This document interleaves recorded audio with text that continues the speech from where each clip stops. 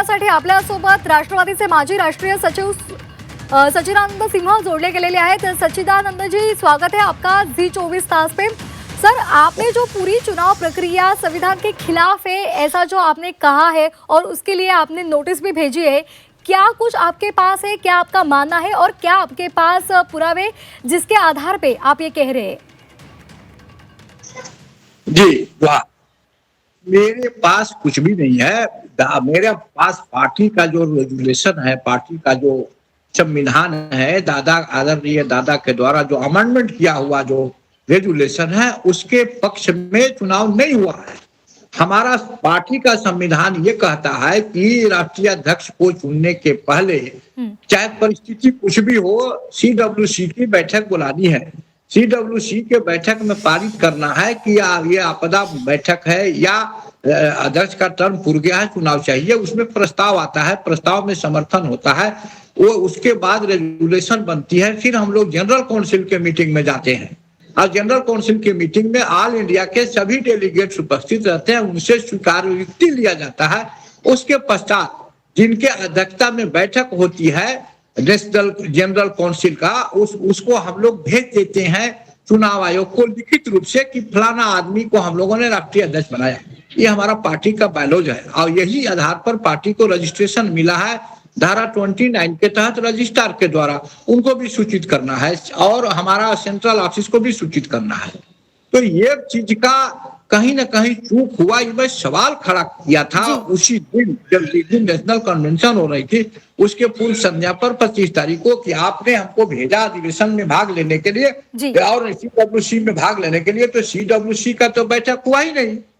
तो फिर CWC का बैठक नहीं हुआ तो अध्यक्ष का चुनाव हम लोग कैसे संवैधानिक कर सकते हैं?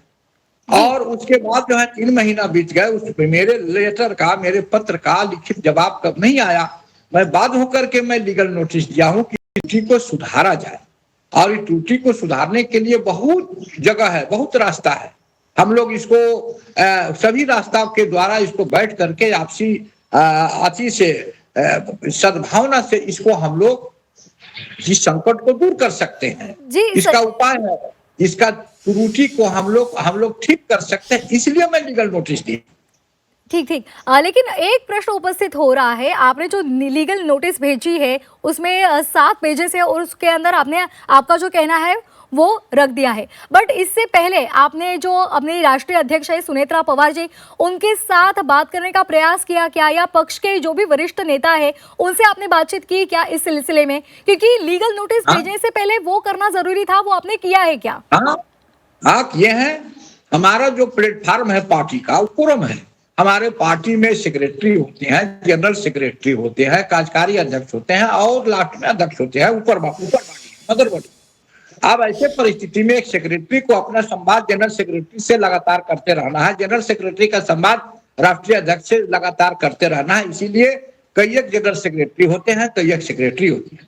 तो हमारा जो ड्यूटी लगी हुई है जनरल सेक्रेटरी के साथ में, वो बृजमोहन श्रीवास्तव के साथ में, मैं बृजमोहन श्रीवास्तव को पत्र लिखा, ये चुनाव प्रक्रिया सही नहीं है। आपने हमको लेटर से बॉम्बे अधिवेशन में भेज दिया, लेकिन यहाँ कार्यकारिणी की बैठक नहीं हो रही। आप इसको पहले बैठक कराइए, फिर उसके बाद चुनाव कराना चाहिए। बट जब आपने सर जी, लेकिन जब आपने ये बात कही तो आपको उसके क्या आंसर्स आ गए, क्या उन्होंने उत्तर दिया आपको इस प्रश्न पे? आज तक आंसर नहीं आया। आज 4 महीना बीत गए मेरे पत्र लिखे हुए, आज तक आंसर नहीं आया। तो बाध्य होकर के मैं लीगल कोर्ट में गया हूँ, नेचुरल जस्टिस देते हुए, प्राकृतिक न्याय देते हुए कि ये आपको मैं प्राकृतिक न्याय देता हूं। मैं तो लीगल नोटिस कई एक अधिकारियों पर भेजा हूं, एक तो मैं अपने सुनेत्रा बहन पवार को खाली नहीं दिया हूं, जो हमारे पदाधिकारी हैं, जो चैनल है, सबको मैं नोटिस भेजा हूं कि आप जवाब दीजिए ना कि कहाँ कार्यकारिणी की बैठक हुई, कहाँ हमारा बॉम्बे के अधिवेशन का रेजुलेशन चुनाव आयोग को दिया गया, कहाँ रजिस्ट्रार को दिया गया, कहाँ हम जो नई कमेटी को जो लिस्ट बनाए हैं उसमें कहाँ पुरानी कमेटी को भंग किए हैं।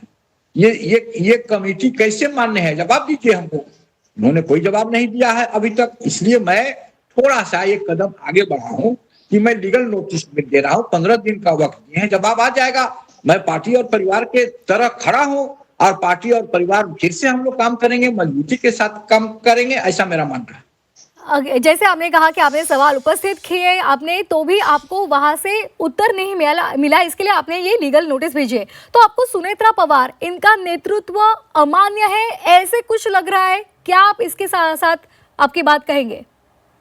मैं अमान्य और मान्य कहने वाला कोई नहीं होता हूँ। मैं तो एक छोटा सा कार्यकर्ता हूँ, लेकिन पार्टी के बायलॉज का पालन नहीं हुआ है। मैं उस पर सवाल खड़ा कर रहा हूँ कि पार्टी का बायलॉज और जो रेजुलेशन है उसके पक्ष करते हुए आगे बढ़े हम लोग, तो हम लोग आगे चल के भविष्य में मजबूत होंगे। नहीं तो कहीं ना कहीं दरार कमजोर हो जाएगा, हमारी पार्टी का अस्तित्व खतरे में पड़ जाएगा। आज भी हमारे पार्टी पर केस चल रहे हैं, मुकदमा चल रहा है सुप्रीम कोर्ट में। घड़ी चुनाव चिन्ह हमारा है 99 से, तो आज वो घड़ी हमारे पक्ष में है। अगर कहीं ना कहीं मजबूती नहीं रहेगा तो हो सकता है कि हमारा सिंबल जो है उस दुष्प्रभाव पड़ जाए।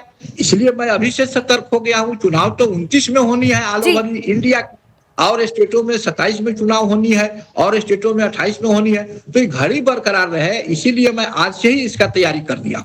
जी, लेकिन एक बात फिर से मैं आपको पूछ रही हूँ कि अगर इलेक्शन होता तो भी सुनेत्रा पवार ही अध्यक्ष रहते या और कोई इसके दावेदार है? आपको क्या लगता है इस सिलसिले में? सबसे पहले राष्ट्रीय कार्यकारिणी होती तो सबसे पहला व्यक्ति मैं होता जी ममता, मैं सुनेत्रा बहनी पवार को अध्यक्ष के लिए प्रस्ताव देता। समर्थन मिलता या नहीं मिलता ये मैं नहीं जानता, लेकिन मैं खड़ा होकर के प्रस्ताव देता कि दादा का हर चीज हमारी बहनी में दिखाई पड़ता है, और दादा का हर चीज जो हम लोग को करना बाकी है सुनेत्रा बहनी पवार ही कर सकती है, पार्थ पवार ही कर सकती है। तो ऐसे परिस्थिति में वो मैं तो दिल से फौलादी ताकत के साथ, फौलादी दिल से मैं उनको अध्यक्ष के रूप में स्वीकार करने के लिए आज भी तैयार हूं, और उस दिन भी तैयार रहूंगा जिस दिन राष्ट्रीय कार्यकारिणी होगी। लेकिन आज भी मैं अध्यक्ष मानता हूं, लेकिन सवाल है कि जो प्रक्रिया है वो अध्यक्ष के संवैधानिक प्रक्रिया नहीं है। सुनेत्रा बहनी जी आगे चल के कमजोर नहीं हो जाए, इस कारण मैं इसको अभी से ठीक करना चाहता हूं, अपने परिवार में, अपने पार्टी में, अपने सिद्धांतों और नीति के आधार पर। सच्चिदानंद जी, आपने कहा कि अजित दादा इनके एक्सीडेंट के बाद अभी सुनेत्रा पवार ही पक्ष की अध्यक्षा है और आपको वो मान्य भी है, बट आपको क्या लगता है ये जो पूरी प्रक्रिया हुई है इसमें क्या गलती हुई है और किसने ये गलती की है? आपको क्या लगता है इस सिलसिले में? इसमें जो हमारे आला कमान के लोग इन्वॉल्व हैं, जैसे जिसने नेशनल कन्वेंशन बुलाए, जिसने नेशनल कन्वेंशन का पत्र इशू किया, हमको जो नेशनल कन्वेंशन में जाने का पत्र मिला वो हमारे जनरल सेक्रेटरी बृजमोहन श्रीवास्तव के द्वारा दिया गया। तो वो हमको पत्र दिए कि आपको जाना है नेशनल कन्वेंशन में और राष्ट्रीय कार्यकारिणी में। मैं गया तो वहां राष्ट्रीय कार्यकारिणी हुआ नहीं। शाम को मैं पत्र लिखा, दिन भर जब डेट फेल कर गई, नहीं हुई, तो मैं शाम को पत्र लिख दिया कि राष्ट्रीय कार्यकारिणी नहीं हुई, कल चुनाव कैसे होगा। उसके बाद जो राष्ट्रीय कार्यकारिणी की जो नेशनल कन्वेंशन के जो अध्यक्षता कर रहे थे, जो प्रिजाइडिंग अध्यक्ष मंडली में थे, जिनके द्वारा सुनेत्रा बहनी को घोषणा किया गया कि मैं राष्ट्रीय अध्यक्ष के तौर पर इनको घोषित करना चाहता हूं, आप जनरल काउंसिल में सर्वसम्मति से बात उठाइए। तो जो अध्यक्षता कर रहे थे वो रेजुलेशन अभी तक नहीं दिया है ईसीआई को कि हम इनको नियुक्त कर दिया। हमने इनको नियुक्त कर दिया जनरल काउंसिल में, उसका रेजुलेशन ईसीआई को नहीं प्राप्त हुआ।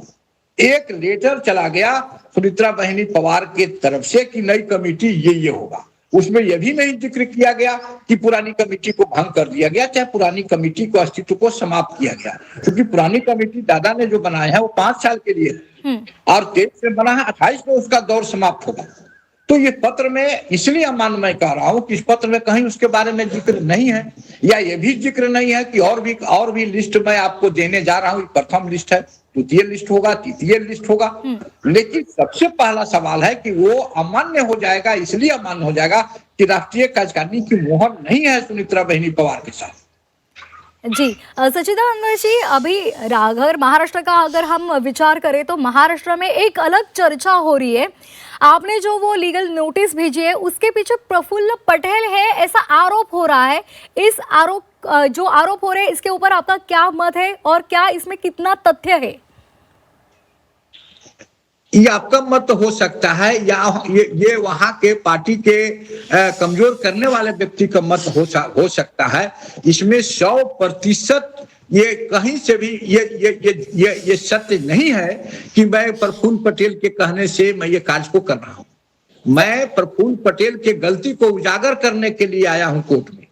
मैं प्रफुल्ल पटेल ने जो गलती किया है कि आपने जब राष्ट्रीय अधिवेशन बुलाया, आपके अध्यक्षता में बैठक हुई, तो आपने ईसीआई को क्यों नहीं चिट्ठी दिया कि हम सुमित्रा बहिनी पवार को राष्ट्रीय अध्यक्ष चुन लिए हैं?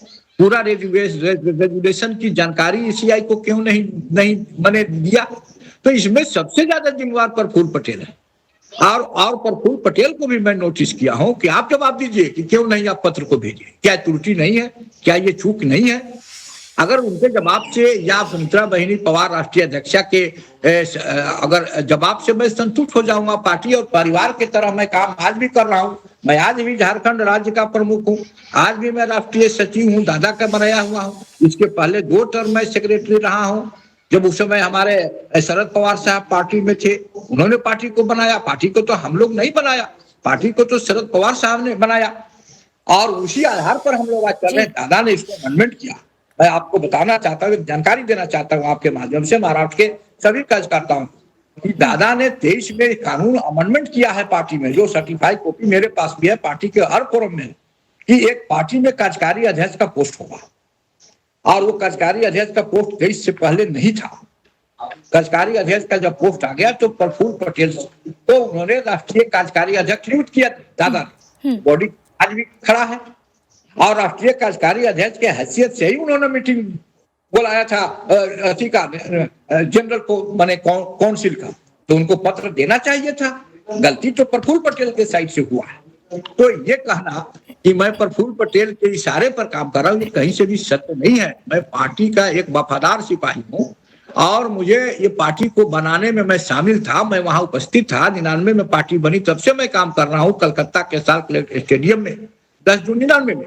तो आज उस पार्टी को जिंदा रखना, उस पार्टी को सही रास्ते पर ले चलना हमारी भी कंधे पर जिम्मेदारी है। इसलिए मैं ऐसा सवाल करता हूं। सच्चिदानंद जी, आप प्रफुल्ल पटेल इनके नजदीक है, उनके निष्ठावान है, इसके लिए ये आरोप आपके ऊपर लगाए जा रहे हैं। ये आरोप हम नहीं लगा रहे, लेकिन जो भी चर्चा हो रही है उस हिसाब से आपके ऊपर ये आरोप लग रहे हैं। लेकिन क्या कुछ आपने प्रफुल्ल पटेल इनको फोन करके या उनसे मिलके ये सब बातें रखी थी उनके सामने? आपके सवाल को मैं सिरे से खारिज करता हूं। मैं किसी भी व्यक्ति का आदमी या लॉयल नहीं हो सकता। मैं पार्टी के प्रति लॉयल हूं, पार्टी के संगठन के प्रति लॉयल हूं, पार्टी के नेताओं जो हमारे जो सीनियर सुपीरियर हैं उनके प्रति मैं लॉयल हूं, उनके कर्मों का स्वागत करता हूं। पार्टी के कार्यकर्ताओं के प्रति लॉयल हूं, जनता के प्रति लॉयल हूं, किसी व्यक्ति के प्रति मैं लॉयल नहीं हूं।